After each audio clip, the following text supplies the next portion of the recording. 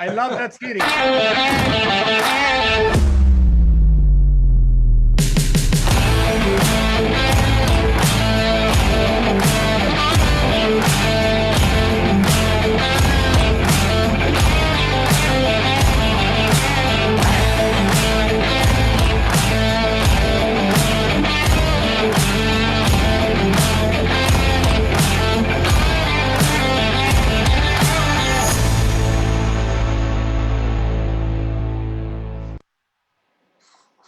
Hello, everybody. Welcome to round number 53 of the WBC Talks. This time, we're going to enjoy the presence of three of the WBC vice presidents, and we're going to talk anecdotes and how they got in boxing and a lot of great things. But first, let me introduce Xochitl Agartha. She's the director of the WBC University, and she has a great message for you. Hi, Victor. Hi, everybody. I'm very glad that we are beginning another week at the WBC Talks. And this week is week number 13 in confinement in Mexico. I know many other countries were in confinement a month before us. Some others are starting to being open to go outside, but here we still in confinement. So we are all sharing almost the same reality all over the world. In every panel, I try to share with you maybe a positive message that will help us to go through confinement. So today I'm going to share an idea about communication, okay? The time that we're going through does not prevent us from receiving all kinds of information. We still have to listen to the news or to be part of social media because that's the dynamic. The news continue to arrive us, and all the news are not necessarily positive news. We have already shared in this panel that we cannot let our guard down, that we must continue to pay attention to every message, external message that we receive. Here at the WBC panels, we are going to continue to share with you every day different opinions about mental training that we can take for us if we consider that. We want all the boxing family to be in their best mental shape as possible. Today, I want to invite you to ask to yourself the following questions. What insight and thoughts have start to emerge for you? Are they positive or are they negative thoughts? What emotion is the most recurring that you have? Happiness, sadness, anger? Can you identify your emotion? How do you react, face the different situations that you are experiencing? Are you the kind of person who have done nothing now in confinement, or are you the kind of person that has been able to direct your thoughts into actions to do positive things? As we say before, we are receiving many messages. Okay, and we say also before that they are not always positive, they are also negative. But what it's important here is the action that we take, and that we take responsibility of the message we give to others, okay, with our own example, okay? And we must ask ourselves, what kind of human being do we want to be after this quarantine, okay? And to be responsible, like I said before, to the message we give to others. We all are one team. We all are one. So we need to work together and be very careful with the message we give to our family, to our friends, to our community, because we are responsible on the impact to others. And I hope this is a good message, Victor. I don't want to sound repetitive all the time, but it's important to have the subjects talking and sharing the same idea, so we are always thinking positive. Thank you and have a great week. Thank you, Xochitl. You always make us think what we should be doing and analyzing inside. And now let me introduce, and well, everybody knows Jill Diamond around the world. Jill. Hello, Victor. How are you? I'm doing great. I'm usually always ask you how is New York, but this time I have Rome, I have Torre la Vega, and I have Denver, so I will not ask about New York. Okay, better that way. And before I introduce our guest, this talk is called Talking Boxing. And we have 3 members of the WBC Board of Governors, vice presidents, and co-workers, but mainly friends. I've been learning from them from 10 years ago, and it's a pleasure to have them here. But before I introduce Rex, I need to do this.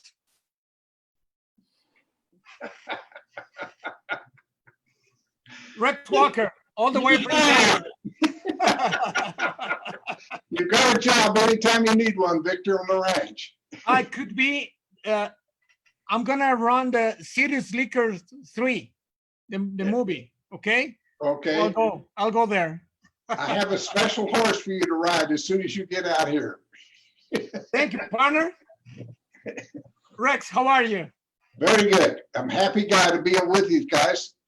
My friends are Mauro and 𝗧𝗢𝗨𝗡𝗗. I've known for quite a while, and that's been one of the best things that's happened to me in boxing, is to get to know guys like this and have some association with them. Thank you, Rex. And now from Torre la Vega, Spain, 𝗧𝗢𝗨𝗡𝗗. Hola, ¿qué tal? How are you? How you doing? ¿Cómo está? Bien, bien, gracias. We are now much better than before now when phase 3. So we are free to go around the province. Not yet from one province to another, but we can do everything. We can go to the beach. We can do a lot of things, sports, anything. Now. We are more free. And normally by June 21st, everything will be open. So that sounds good.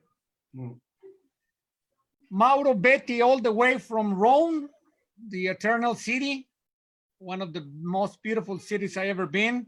Mauro, how are you? Well, we're pretty good now. Like since said, in Europe, we're trying to come back, and still there are some heavy restrictions for the business, but we hope that by mid of June we're going to be back slowly, but to the normal activities, especially commercial. My sons are running a restaurant, which was the restaurant of my beloved wife. And so we hope that step by step, we're going to live the normal life. It's difficult. It's not yet very much safe, but we're positive. I mean, we have to think positive. Although everybody knows, oh, you are my friends, my close. I have known you for Rex 𝗧𝗢𝗨𝗡𝗗, Jill, Rex 𝗧𝗢𝗨𝗡𝗗 especially for more than 40 years.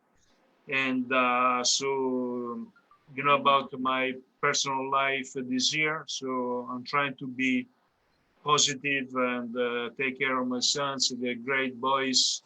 And it's difficult, but I'm trying to make it. So it is for me very good, wonderful to see all of you, because for me it's an injection of life. So I thank you very much, Victor. I thank everybody here. Thank you, Mauro. Yes, we have 3 of you are in the areas that the COVID attacked really, really hard. That it's Italy, Spain, and New York. That it was maybe the, I don't want to use the worst word, but it was maybe one of the most risky places in the US, Jill. It was really, really horrible to the point that everyone was terrified.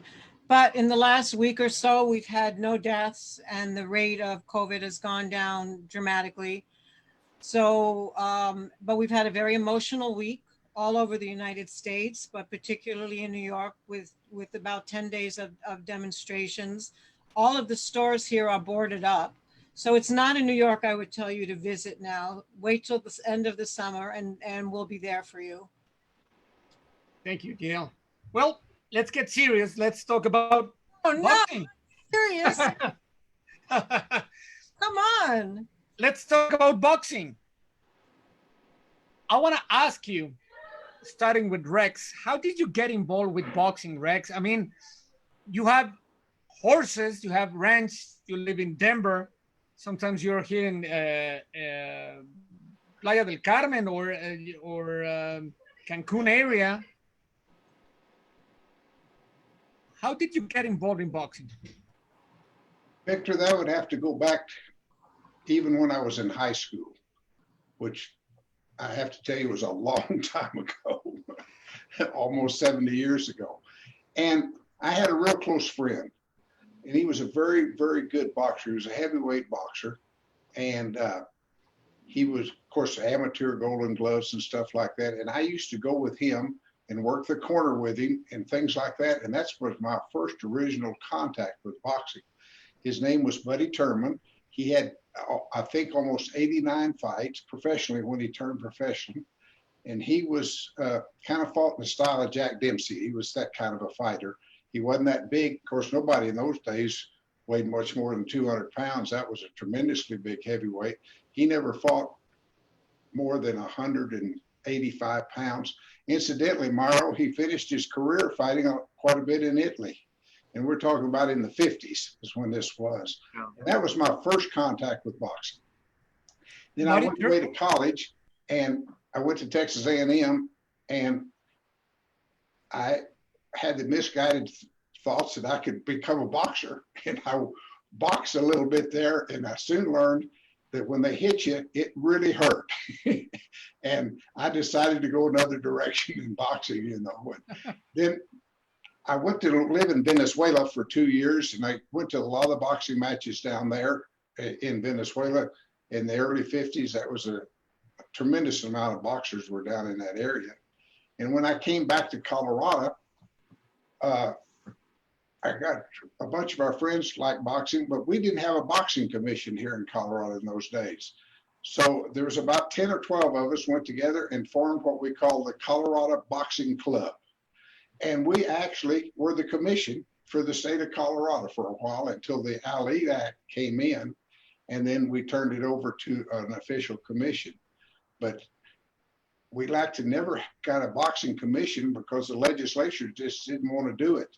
And I remember we had some hearings at the State House and we hired a PR guy that was supposed to get it done. And Dan Goosen came and spoke and all that kind of stuff when he was here with America Presents. And lo and behold, we finally got a commission established in Colorado. And that's kind of the history back of that. And part of the Colorado Boxing Club, we would get together and watch fights and we'd all sit around and judge the fights. And I kind of taught myself to be a judge at that time. And I judged quite a few fights and even got in with the World Boxing Council finally as a judge and worked in that capacity until I was in South Africa.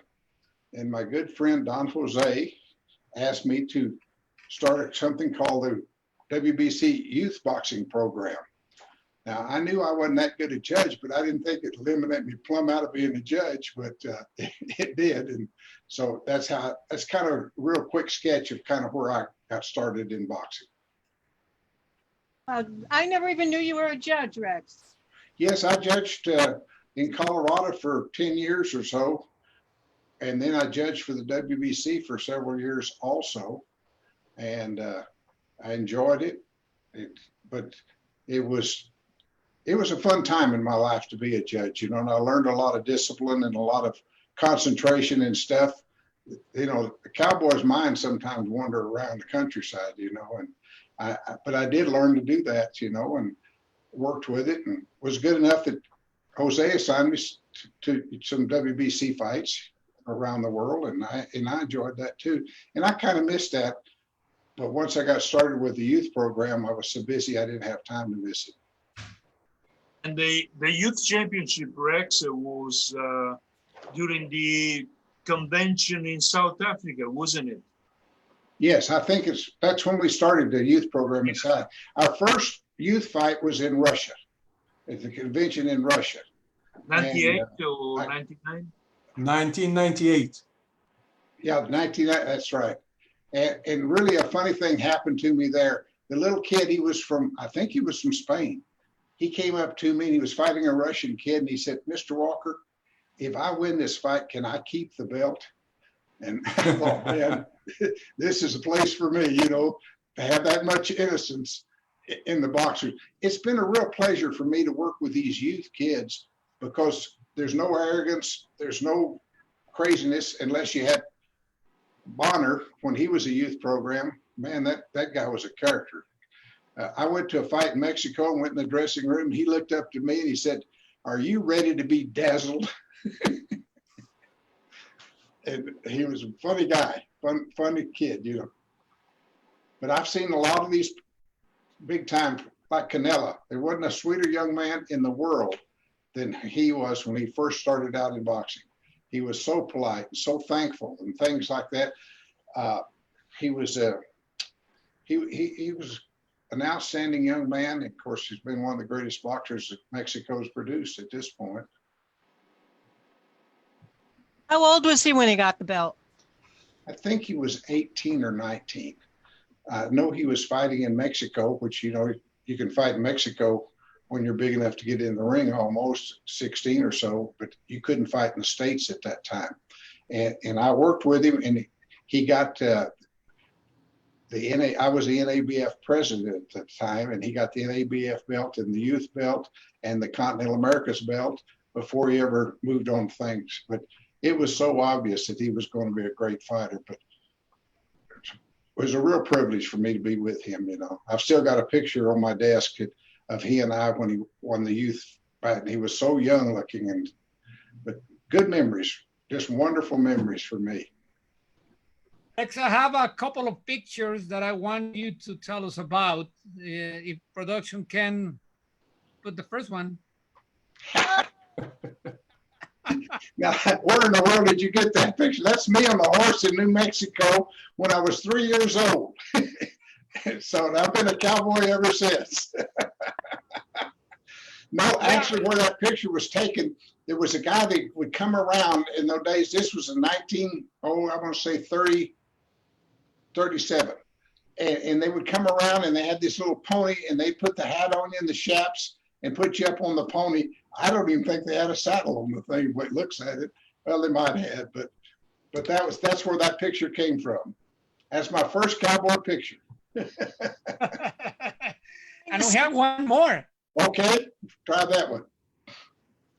Ooh, that's me on my old horse. I love that old horse, and that was about the time that I believe that, I'll tell you where we were going. That was up at one of our ranches, and we were going to go up in the mountains to look at a trail. And I'd had some problems with my neighbor, and it took me to court to stop me from riding on a trail that had been in existence for 100 years.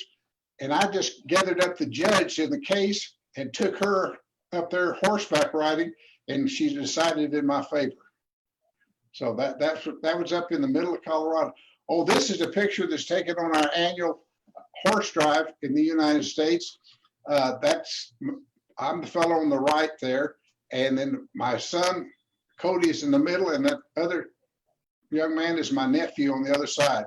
By the way, that nephew, he's in charge of the BLM, that's the Bureau of Land Management Wild Horse Program, and he tames wild horses is what he does for a living. But that picture was taken in a little town called Maybelle, Colorado. What is harder, Rex, to tame a horse or to be on the ring? Well, Depends on the horse. Or the fighter, if you are in front of Mike Tyson, it should be terrible. It would be terrible. After my limited experience of getting whopped up the side of the head, I had all I could handle of that. But it's not much better if you get bucked off. I mean, you think you've got knocked out once you hit the ground. I know. Hussein, Yes, sir. how did you get involved in boxing? Oh, for me, it was very simple because my father, at that time, he was already ring officials in amateur. And Where? In Tunisia. I'm Tunisian, you know. Live in Spain, but I am Tunisian. Oh, I know, but people need to know too. Yeah. Tunisian. In fact, I have both nationality, but I'm Tunisian. So in that case, every time I go, when he was refereeing, mostly the Saturday afternoon, I go with him to just watch boxing and then getting used to boxing. I want to show you a That's picture it. It too. was a hobby. That's it. I want to show you a picture too before you go further. Oh my gosh. Oh, how you got this? Oh, Let me tell you that production has a time machine and they can get anything, okay? but that's a private. Yeah. It's true. yeah. Hey. It's true. I was with my two cousins. Yes. Yeah. That was in Tunis, you see? It was in Tunis. Yeah, it was in Tunis. I think it was. Yeah, in Tunis. No, I'm sure it is in Tunis. You have even the flags behind the Tunisian flag.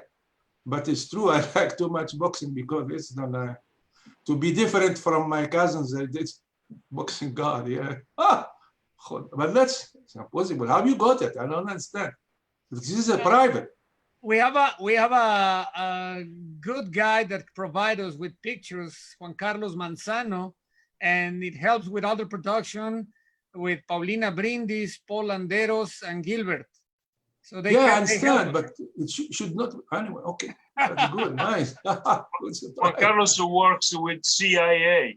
Now I understand. When you were sleeping, you should have heard those footsteps coming in, going to the album. Okay, Do you want to see another one, or you want to keep it private? No. You can see. You can see. I can see. No problem. Okay, then we have one more, and it's a good one. Oh, that's so sweet. Oh, another one. Yeah, with my mother and two cousins. Yeah. It was a wedding. Yeah. Oh, there. So you were telling us your father was working in No, amateur he was a ring official. No. It's as a hobby, he was a ring official. He was a ring official. He went even as IBA ring official in Rome, 1960. And he made his career. He became as the first vice president of IBA. My father is very known in Africa and became also president of African Boxing Confederation. And he is one of the guys who is with Colonel Hamuda. They create with the WBC and Ibu Pini from Rome. They create African Boxing Union in 1973. And the first president of African Boxing Union was Dr. Joseph Fofé from Cameroon. And the general secretary and treasurer was Colonel Hassan Hamuda. And how did you? That's it. But that's it. Then after, how I became, let's say, commissioner or something like that. No, I came. In fact, I was a student in Paris, and in '73, I was working with Adidas. I was working at Adidas in summertime to get some money as a student, you know, thanks to Colonel Hamuda. And the first time I do remember he sent me to Rome to discuss with Pini. With Pini, at that time, I think he was the chairman of ABU. General secretary. Yeah, or General Secretary. General Secretary of the, yeah, but he was the strongest man of ABU at that time. And in WBC, to discuss with him the matter, how to help, how to organize so I was surprised because I knew a little bit boxing, but not commissioner. So they sent me this. And he's the one who appointed me. We created in Tunisia in 1973 also. We create le groupement tunisien de boxe professionnelle, like the Liga, Professional Boxing Commission in Tunis. And they put me assistant of general secretary in charge of the Tunisian boxer outside the country. And I was based in Paris, so they take it. And that's the start how to do it. I did it for 2 years. 2 years because in 75, I do remember I got a real job, director for Africa for Adidas. And they sent me to Kenya because they bought sporting balls company there and called it at that time Orbit Sport in Nairobi. And they sent me as a director commercial director for Adidas in Africa. And so I left, that's it. I left, and then after I came back in 79, for a personal reason, I came back to Tunis, 70, 80, they have election. So people, they came to my father and tell him, hey, I want your son to be in boxing. Yeah, boxing is true. I was a basketball player. I was even the national team, junior national team as basketball player. I like more football. Boxing, I like it, but not this to be involved in boxing. I said, no. Okay, that's what I start. Then my father, he told me, are you interested? No, not really, I'm interested. But he told me, no, but they give me a headache and they want you to be there. I said, okay, I will accept it for 2 reasons. With 2 conditions. But when you what? You want to make conditions? No, because I'm not interested. When they put me the list, okay, but I will not do any campaign. That's one thing. Because I don't know the people, so I don't know the campaign. Secondly, what's the best position? I thought, he said, what? I do remember this. What the best position? Tell what? Tell me, no, because tell me, listen, best position is Secretary General. And to be Secretary General, what? You have to know the rules. Okay, that's it. They won in 1980, they won the list. I was there directly. I was appointed General Secretary and they learned the rules. And that's what they start the things. I stayed 4 years General Secretary, 2 years Vice President, and 2 years President of Tunisian Boxing Federation. That's it. Yeah. Then I left boxing, amateur boxing, start in 87, I think. We have at that time in African Confederation, but before AIBA, which is Amateur Association of Boxing Africa. So they split, they don't have the financial backing from as before from Adidas. So they create ABU, and then they said, okay, let me go. And I don't like to have the same, my father was in AIBA, I was this, I said, listen, forget about it. I go to professional boxing, that's it. And they start with professional boxing, and that's it. And my thinking this is my meeting with 𝗧𝗔𝗟𝗡𝗗, because at that time I was with Adidas in Paris, and 𝗧𝗔𝗟𝗡𝗗 as general secretary of WBC, he came to Adidas, and Adidas take care of all the guests, VIP guests, and this. So we got in touch, and then I was taking care of him in Paris, and this. Then he told me, hey, why you don't join me? Join you where? He's in WBC. That's another story. But what I thought WBC have to go to Mexico, you know? I don't know, I can't go to Mexico. No, you don't have to go to Mexico, but there's this. And in fact, he does at that time, he doesn't even call me because my second name is Samir. And he is one of the low people, many low people. I don't think even Mauro, who is very close to me, I don't know, he knows that they call me Samir, and he's the one who called me Samir. And I do remember When he left Paris and he sent me a letter, I still have it, a letter, calling me Samir and this, thank you for taking this. Look, though, I never thought that I will work one day with Jose Sulaiman and be involved in this for a long time. Then after I entered in African Boxing Union, then after, of course, member of WBC, and I do remember the first year in WBC, I didn't speak, I just listened.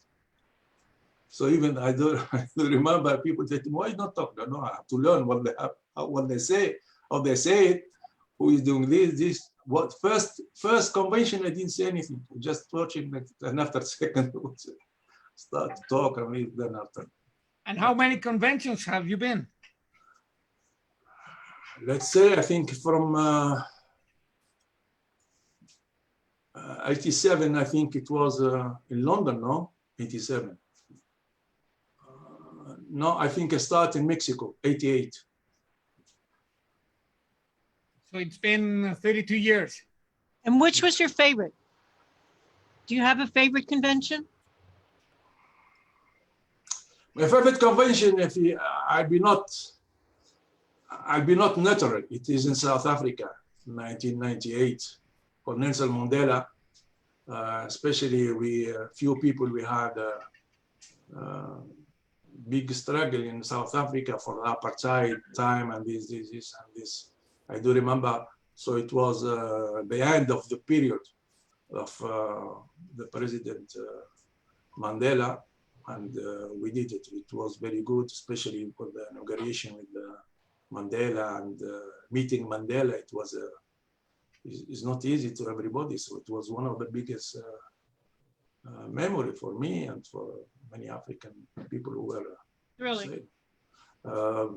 Other things we had a lot. We had good ones. I think I do remember Moscow with the first one with our dear friend who died now, Lipinski, Edmund Lipinski. It was I don't know when what is it? 1999, I think. 1999. 99. It was 1999 in Moscow. It was one of the best because we have been to places I don't think that normal people that can enter. He made a very, very huge convention. We have a lot. Mexico, Cancun. I do remember. With Muhammad Ali and especially the one with Muhammad Ali. That's another story.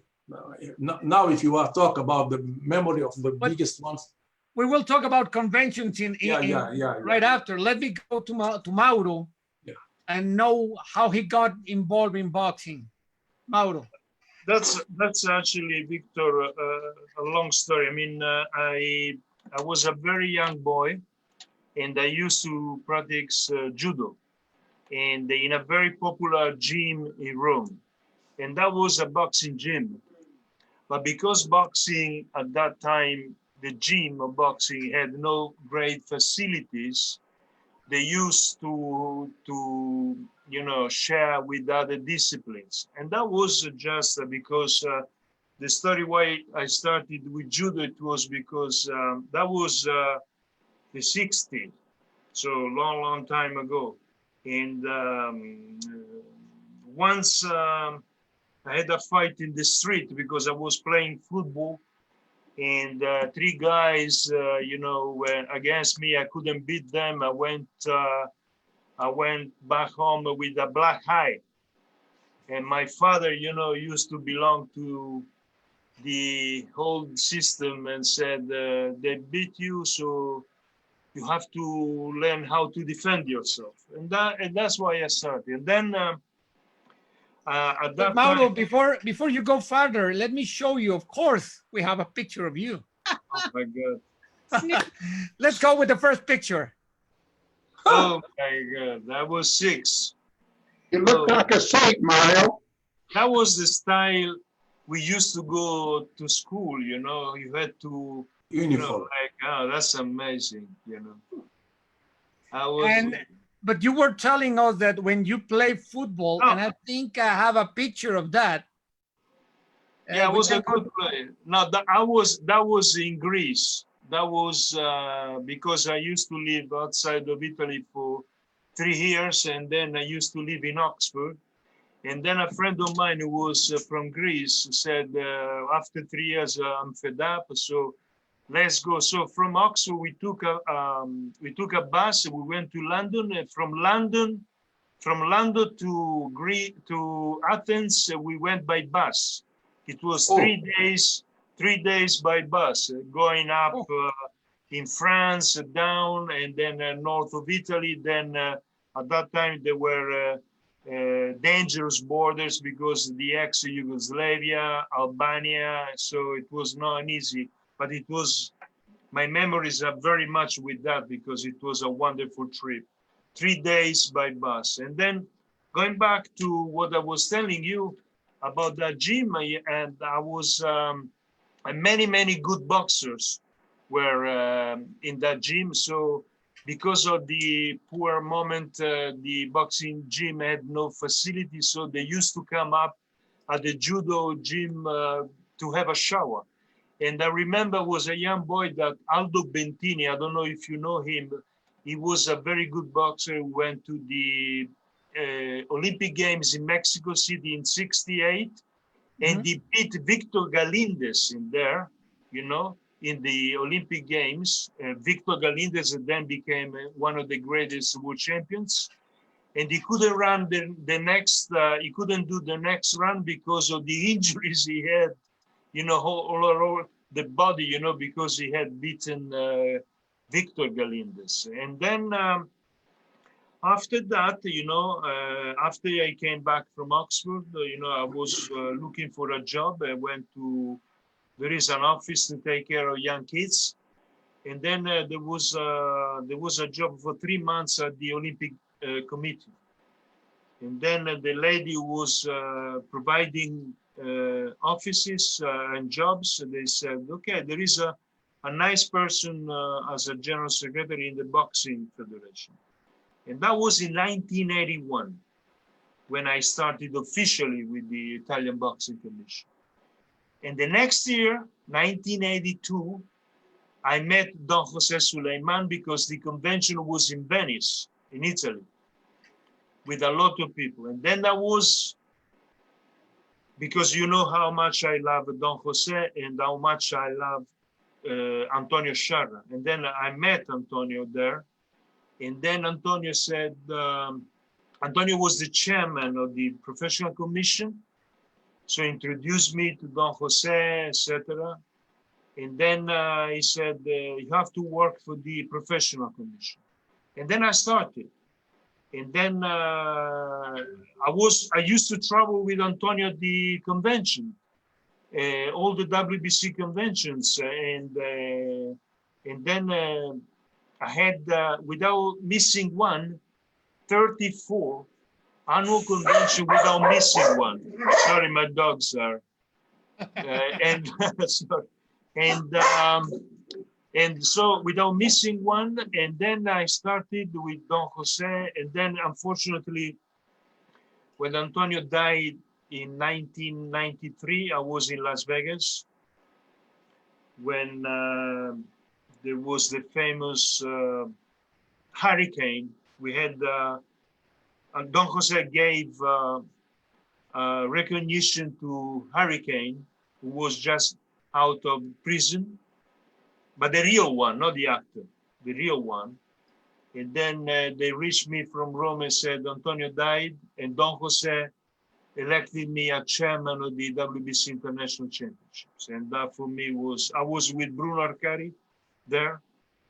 And then, you know, I've been in the WBC for, you know, since I would say 82, without missing any meeting, any convention.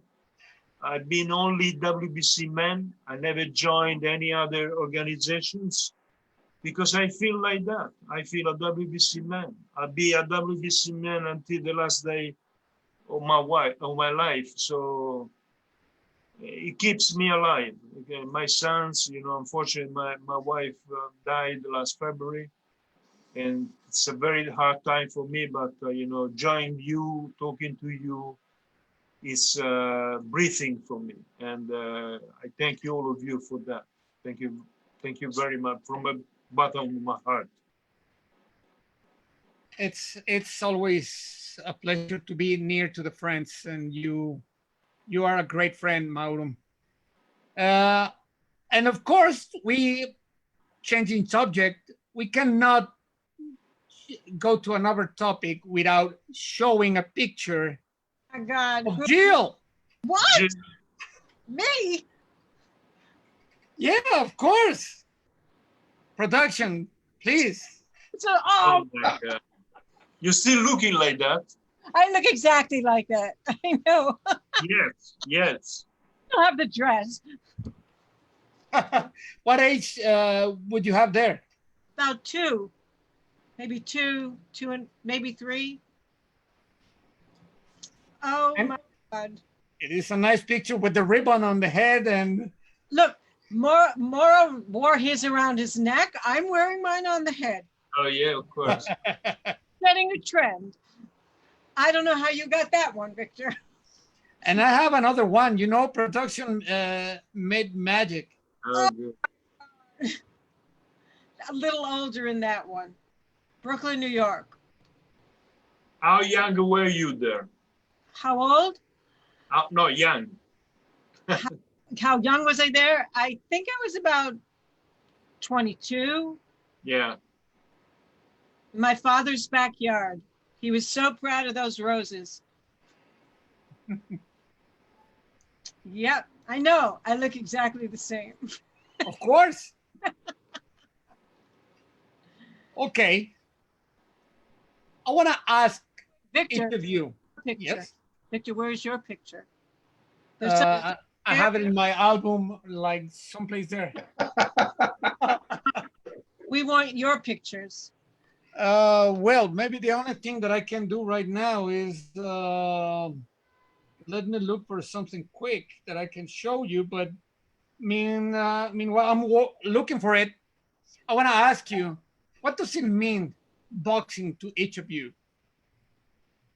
Rex, what does it mean, boxing, for you? Boxing for me, it's been the greatest thing that I've ever done in my life. And I've done a lot of things, but the thing in boxing that I've had the most pleasure in is the people that I've got to know. Now, you take an old cowboy from Colorado that knows somebody in Russia, knows somebody in Afghanistan, knows somebody in Rome or Spain, all over the world. I've got to meet people that are very dear to me, like General COVID in Thailand. How in the world would I ever have met those type of people if I hadn't been for boxing? And I really enjoy the sport. I think it's one of the best sports you can have. It's certainly one-on-one. There's nobody in there helping you. And I really think boxing is an outstanding sport. I was reading the other day that it was one of the original sports in the Olympics. And we're talking about 650 BC, is when it first was introduced into the Olympics. A lot of people don't know the first 5 or 6 Olympic games was only racing. And I think it was about a 400-yard race, and that's all they had until they got boxing and some of the other things into the Olympics. But I love the sport. I love the people. I love the, oh, goodness gracious, that me in Thailand. That's what I'm saying. How in the world would a cowboy ever end up in Thailand if it hadn't been for boxing? I'll tell you one thing, you didn't need a coat that day there in Thailand. It was warm. One of the first international shows I judged ever was in Phuket, Thailand.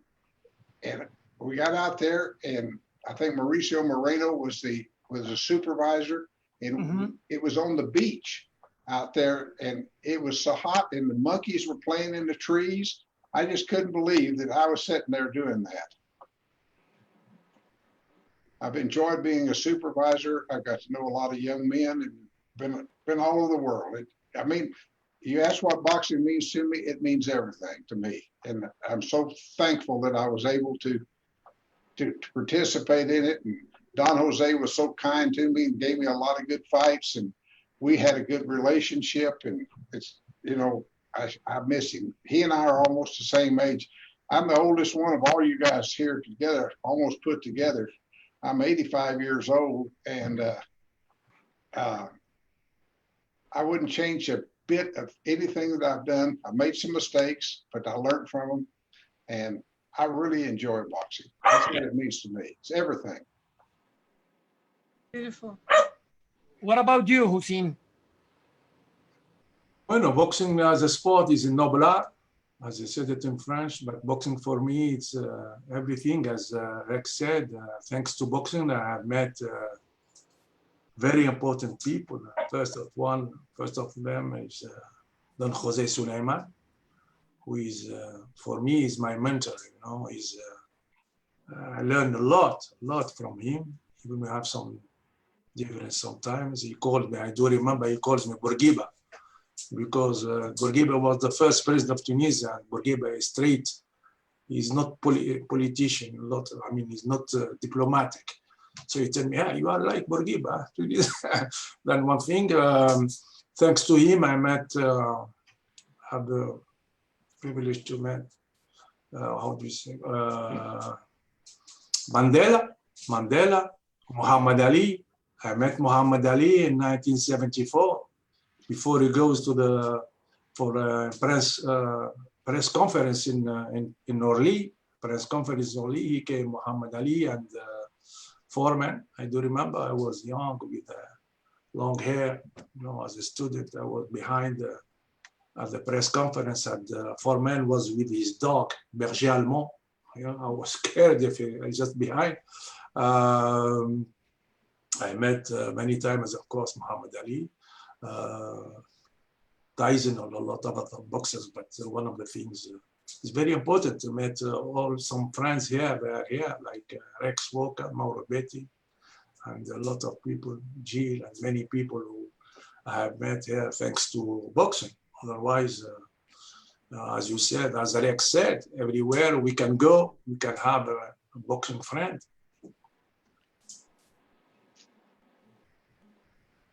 And you, Mauro?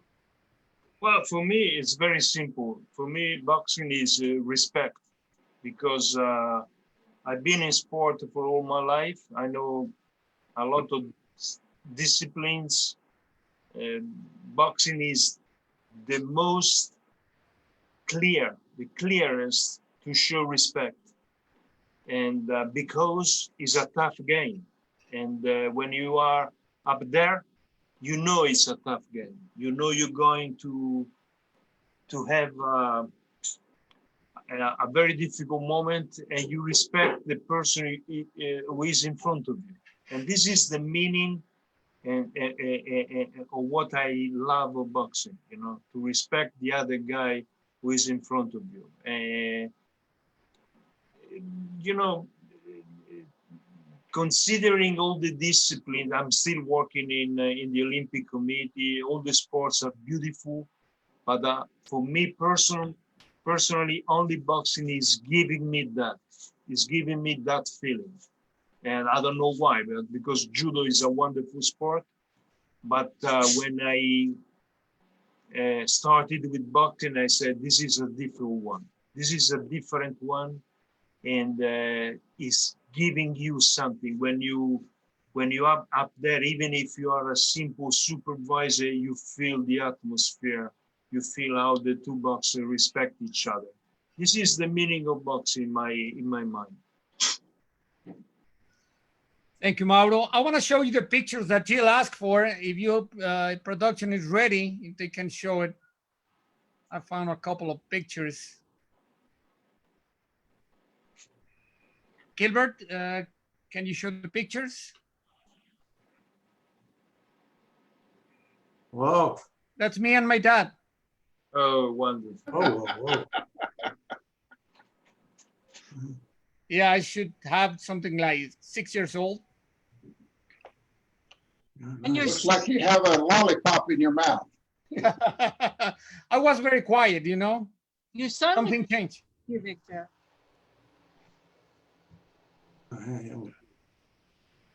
Victor, Yes. happened to the cheeks? I don't know. Still there. And there's a picture that I want to show you. If you can Oh, hacerla más grande. I had an accident, a fight with my brother, and he pushed me, and Black eye. yeah. But do you know who's the little guy with Muhammad Ali there? No. It's Vance Johnson, The Rock, the actor. Look at his shirt and my shirt. Ah, the same, yeah. You see? The Rock and I had something in common. Yeah, it's true. The shirt, yeah. We fought. I got the black eye, but I kept the shirt. So I beat him. Good. Let's go back to boxing. Jill, do you want to ask something? I want to know, I mean, each of these gentlemen, in addition to being prestigious and vice presidents and whatever, they each represent a different belt. And I think people would love to know the significance of that belt, what it means to your career, how someone qualifies for it, because it's a step to the world championship. And I don't think the outside public really understands the importance of these belts. So I would love for them to discuss each of these belts. Maura, would you start with the international? Well, I mean, the history of that was a great idea of Don Jose back in Aruba in 1986. And if we consider that at that time we had the WBC ratings to rank only 10 boxers in each division, Don Jose came with this revolution and said, from now on, from today on, we're gonna rank 30 boxers each division. And that was a time of no internet or nothing. I remember some meetings with books in a room with Eduardo Lamasson, Julio Villa, Anibal Miramontes, and all the friends, you know, Bob Yallen, all the friends there. And international champion means we gave the opportunity to those boxers who couldn't find a way to be a champion. Because I was discussing this with Don Jose many times, you know. We're talking about the old times, you know, the best boxers are belonging to the old times. For me, the old times, okay, we had great boxers, great champions, but the opportunities were given only to few boxers. There were so many good boxers who they could never have a chance to fight for the world title, because that was like a lobby, you know, a lobby belonging to the big promoters and maybe to the big countries. So Don Jose had the idea to find something to give the opportunity to other boxers, you know, and after that, after 1986, and then we Rex with the youth champions as well, you know, we gave the opportunity, and we found so many good champions all around the world. That's the WBC International, what the WBC International belt means, you know. And you, Hussein? You are talking about ABU title, ABU belt, no? Yes. Well, the ABU title is ABU belt is the belt of the continent, African continent belt, which means after you know, as it so that they start with the national level, then after they go interregional, and then after they go to the belt. The meaning of ABU title, it means that they give them the opportunity of the boxer, African boxer, the opportunity to be rated in WBC, and some of them in other organizations, but let's talk about WBC, is our concern. And by be rated in WBC, they have the opportunity to fight for other titles. If they are very young, they can fight even for youth, if they are under 24. If otherwise, they can fight for international title. And now many Africans that they fight even for WBC silver title. So it is a step, step by step to reach and to have the opportunity to be recognized, like nowadays among the 40 recognized rated boxers. That's very important. I would think without you running the belt the way that you do, a lot of these boxers would not be able to translate into the WBC because they need that connection. I think so, yeah. There we are. Yeah. That's during the seminar we had for ring officials in Nairobi. Yeah, with Massimo as well, yeah. Yeah, with Massimo and and Guido Peter. Cavalieri. It's a magnificent beard, Hussein. Thank you. And Rex, the youth belt, it's an exciting belt. It's been one of the most fun things that I've ever, and most rewarding. I'll tell y'all something, you know, Canelo has been one of the superstars of the youth program. That's easy to say.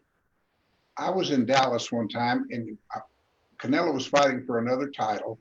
The show had been over for about, an hour. I was leaving and he was coming with his group, and he left his group and came all the way over to me and gave me a big hug. And money can't buy that thrill for a person, you know, to know that you were that part of his fight, you know. Yeah, that's a picture of him when he won the youth title. Goodness gracious, he's a young man then. But things like that to me have really, really been super in my world, you know, to do that, to be able to be part of it, part of so many young kids' lives that go on to become world champions, and they still remember you. Because most of them, the youth belt is the very first belt that they ever won. And it means so much to them. And another thing, it keeps them married to the WBC too. They want the green belt for all through their careers. So with the youth belt, who are some of the more exciting fighters besides Canelo that have come up from the youth belt that made it as WBC champions? Well, Jorge Arce was certainly a hoot to be anywhere in the room with him when he was fighting or outside of the ring either. And he did really, really well with his youth belt. And I've had so many of those young kids like that I remember that I'm so happy that I had a chance to know them and to help them with their boxing career. It's great.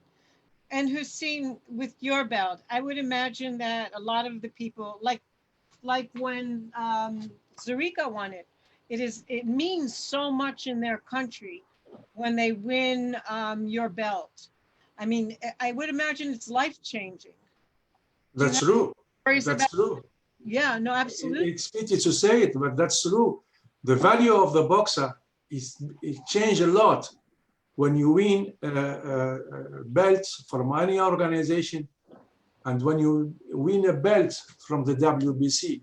The green and gold belt has a lot of value. Like it's different. You can't compare. I mean, they can't compare. Even they said that no. Sometimes people they said, okay, but this is minor title. Me, I don't agree. I mean, I don't personally. I'm talking about on ABU level. I don't accept personally a boxer who fights for another belt and saying, no, Mr. Wishi, or even ring official. Is appointed for another organization, and many people that say, no, please let him. Is a minor. No, it's not minor. Because what we do in ABU or WBC, we make seminar for our ring officials. We form them, our ring officials. And the other organization, they take them for free, and they want to use them. Which I don't, personally, I don't accept. Maybe I'm outdated, you know, maybe I'm not old-fashioned, man, but that's it. I'm in favor of that. That's them to come back. The value of WBC in any belt, WBC International, Youth, or Cabo or an NBF, or like I say, when it is belongs to the WBC, it means a lot. That the value is different, completely different. Yeah, that's our new champion, cruiserweight, Macabo Junior. Yeah, this is Esther Piri from Zambia. She won also the title. Yeah, so it's completely different. The life. It was in Mexico. It was in Mexico. Yeah. It's beautiful. Yeah, it was in Mexico. I do remember that the referee and has got as a judge two of his one daughter and one son. They were judged also with this gentleman. I don't remember his name. I think he's from Miami also, but he's Mexican. Anyway, just to give you, it's different value. You know, sorry, like you drive a Fiat. Just to tease a little bit more, it's Italian car, you know, a small car. It's not the same to drive Ferrari, you know, or Chevrolet or Mercedes. Which is Italian too. Huh? Sorry? Which is Italian too, Ferrari. Yeah, but just different, completely different. You know? Yeah, you know one thing, it's true. You know the belt of WBC belt, the leather is from Ferrari. It's true, no? Yeah. The same company makes the leather of the belt of the green leather. It came from Ferrari. It's the same company who's making the Ferrari leather. Yeah. Inside, yeah. So that's completely different. We are talking about different level, but that's it. We have to accept it, and that's it. That's we are proud. That's for me to join Ozin with the meaning of a WBC belt. I had so many great WBC international champions, but the one who is in my heart is Manny Pacquiao, because Manny Pacquiao is, I had the opportunity to supervise him in Manila several times.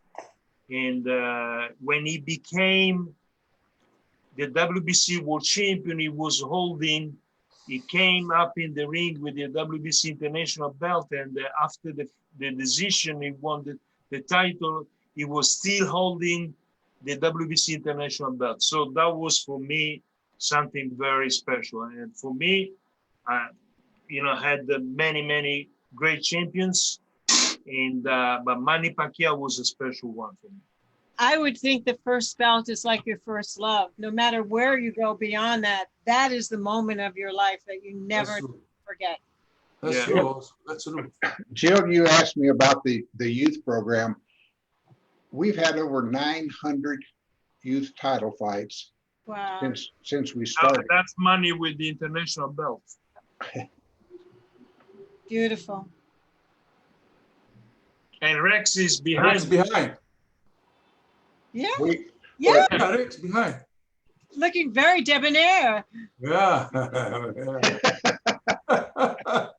Look at that. Look like an old timer gonna. No, this is serious because especially between us, you know, the ones like, you know, Jill, you younger, but me, Hussein, Rex, we never had any jealousy between us.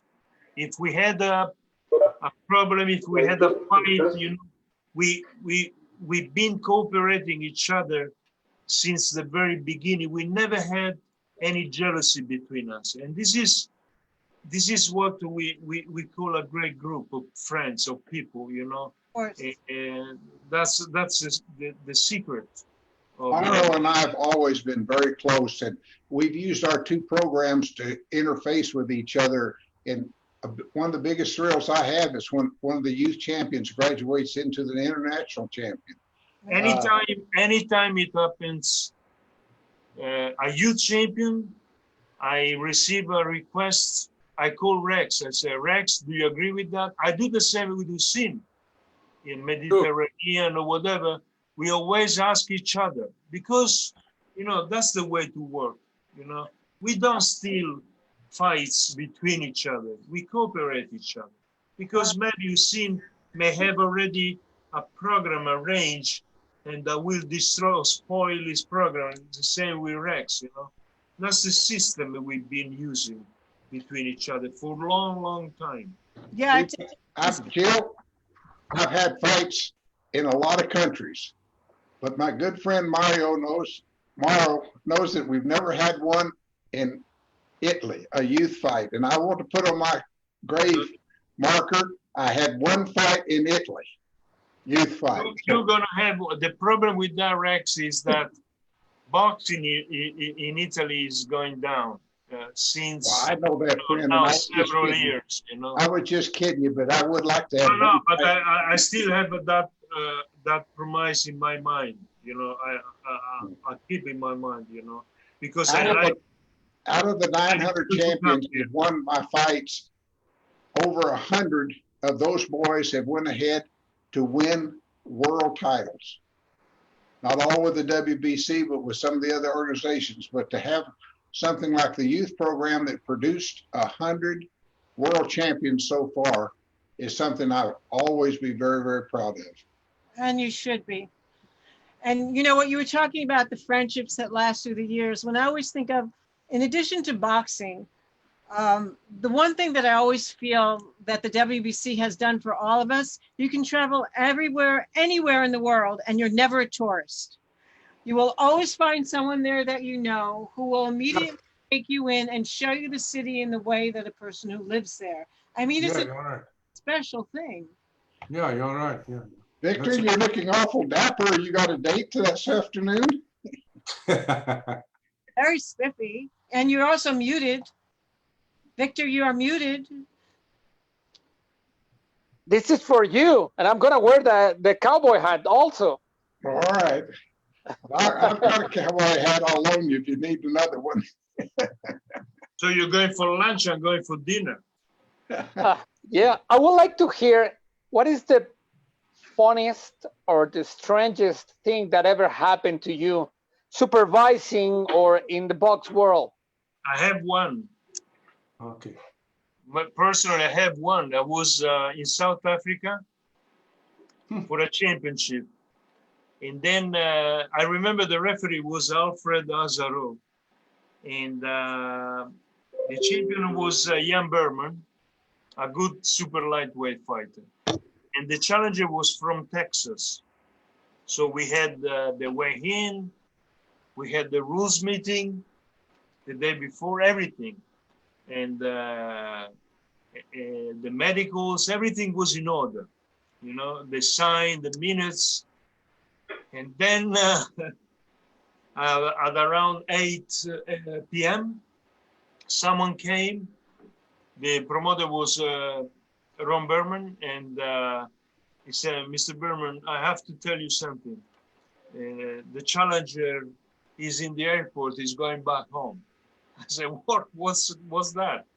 And so after he saw the champion at the weigh-in, and he decided to leave the country, and we had no fights. So a long trip, you know. We had been working all night to find a replacement. I didn't approve that, so I went back home without champion. So that was amazing. Yeah, I have another one also. Go ahead. Yeah, it's the same in South Africa. It was in Joburg. It was a WBC super middleweight title between Dinga Tobela and 𝗥𝗢𝗨𝗡𝗗. And it was a fight. The referee was the late Eddie Cotton. No, Eddie Cotton, there was the referee. We made she said everything, who is meeting then. They go to the fight, the dressing room, make the bandage, everything done. Went the thing. The fight, not one way, but 𝗥𝗢𝗨𝗡𝗗 was winning. Was winning up to the 10th round, let's say, winning. 11th round, he just got shot, knocked down by Dinga Tobela. He was surprised, big surprise.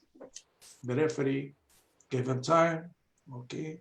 He came back, finished the round, 12th round. 12th round, 𝗥𝗢𝗨𝗡𝗗, instead he knows that normally he was winning by, we didn't have at that time open scoring at that time. but he knew that he was winning, you know. Instead to be calm and just try to Use the ring. lose the time. Exactly. He went directly to the boxer, 𝗧𝗟𝗡𝗗, and 𝗧𝗟𝗡 gave him one finito. He lost the fight. He lost, not knockdown. They accepted it was knocked down. The referee, they showed the thing. Went press post fight conference. They accepted. Thank you very much. Then okay. They went back home. They made a speech. It says a robbery. They said the African boxer, South African boxer. You remember the story, yeah? Yeah, the bandage. Yeah, the bandage. It was there is a how they call it? Injection of something to something. make them hard. Picture that name. To make I had a funny thing happen at a weigh-in, 2 weigh-ins I'll relate to you. Years and ago. then after, yes. Then we made the commission. They made the commission to investigate and a lot of problems. Then after, okay, everything done. But still it happens 2 years. I do remember 2 conventions. The guys always insult me as a supervisor. I did do my job, and which is not true. We made everything is done. Everything's done, but that's it. And I think from that date, now we take out the bandage. You know, we take out the bandage. Yeah, after the fight, just make sure that the referee take out the bandage and give it to the supervisor and keep it off. Jill, I had a couple of incidents at weigh-ins. I was in East St. Louis one night for a fight, and the champion weighed in, and the challenger came along, and he looked a little heavy to begin with. He gets on the scale, and he looks pretty good, and all of a sudden his weight starts going down. And I look, and I couldn't believe it, but his trainer had the back of his pants lifting him up and making him lighter. I never seen a fighter lose that much weight on the scale. Well, of course, they caught him at it. It cost a lot of money. They fined him, and the challenger won he lost the fight anyway. I had another incident in Tijuana one time. It was a very minimum weight fight. I forgot what it was. And some kid come along, the skinniest little old kid you've ever seen. And he gets on the scale, and lo and behold, he weighs the weight that he's supposed to weigh. But he's got a jacket on. And inside that jacket, he had 2 giant water bottles filled with water. When we finally got him all undressed, he'd lost about 8 pounds. But those were some of the funniest things that happened, you know. It's like the name of the trainer that was lifting up his britches, but I don't want to embarrass him. Rex, we had Roberto Duran, and he said that his first fight, he just wanted to go into the arena and watch the fight, but they needed some little kid to fight, and the other kid was bigger, and he has his school trunks with pockets. When they weighed him, he was too light. So the trainer said, don't worry. He took him out, put some rocks on the pockets, and went back. So he made weight. Well, that's the same thing that happened to me in Tijuana. Exactly the same thing. But memories like that, you just remember forever, you know. Of course. Okay. So, Victor, why are you dressed like this? We're about boxing is back. And as you know, I'm also a commentator for a TV network that covers Latin America. And we're about to broadcast the weigh-in. I think that's wonderful news to share with everybody now. It's an official statement that boxing is coming back.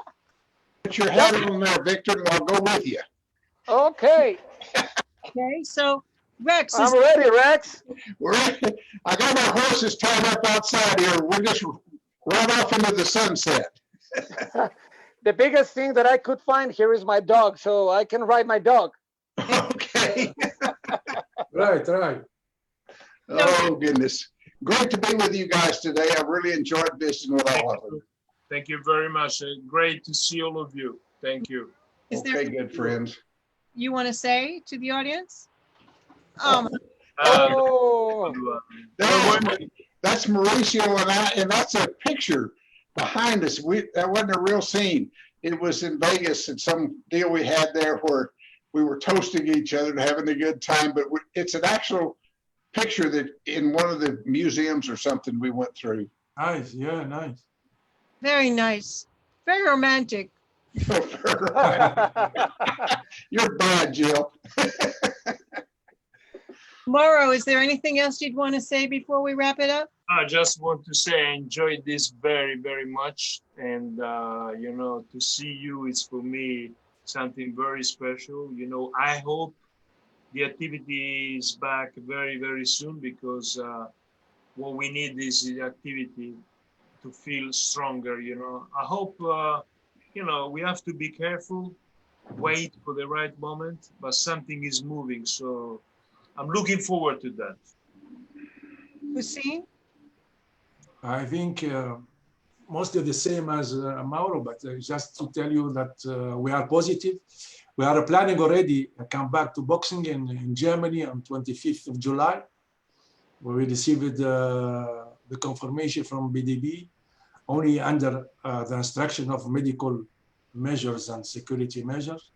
And September 18th in Serbia. So we are coming back little by little, but we have to keep the security measures but we have to think to be positive, that's it. But little by little, then after the normal things will come back. I don't think before end of the year or beginning of the next year. Nice to see you, all of you. You are okay, and then next time. And Rex, what words of wisdom do you got for us? Stay happy. We're living in the greatest time in the world, and lots of crazy things are going on, but we're so privileged to be able to do what we can in boxing and to go around the world and meet people and be friends with people and lifelong friends we're making. And let's just be happy that we're here. I agree. you Victor, said wisdom, and he gave us wisdom. he gave us wisdom. Jill, I just want to thank them because the WBC is a family. And being with the four of you in a convention is something that I really appreciate very much. I have learned from the four of you so many things, and I have spent great time with you in different places, as you already said, in Thailand or in US, Mexico, Azerbaijan. It meant so many places, and it's always like a family meeting. I'm so happy to see you guys and to be a friend of you and enjoy this time together, and especially knowing that you are okay and that we will meet really soon in a boxing arena or in a convention or in some other place and can give you a hug. I want to give a special hug to Mauro because I know he's been in rough time, special rough time, and I really feel that. So Mauro, you're a great guy, and I know you're positive and you will come up really great. Gracias, hermano, gracias. Sí. Te lo agradezco mucho. Siempre, Mauro. And a small shout out to Bismarck Morales, who I understand is leaving the hospital. Yes, Oh, I didn't know that. he did leave the hospital, which is great. Well, I just want to thank you for your friendship and for your time, Jill, also for being such a wonderful person and help me here with these four big guys in boxing. Invited me on with three men. You think I'm going to say no with these stupid? Thank you, everybody. Okay, adios, amigos. I have two more things to say. Stay home, stay healthy, Jill. Stay cool, or in this case, stay hip. And also, happy trails. Happy trails. BJ. Lo mismo a ti. Okay, take care. Bye. Take care. Thank you. This was round 53 of the WBC Talks. Thank you very much. Bye.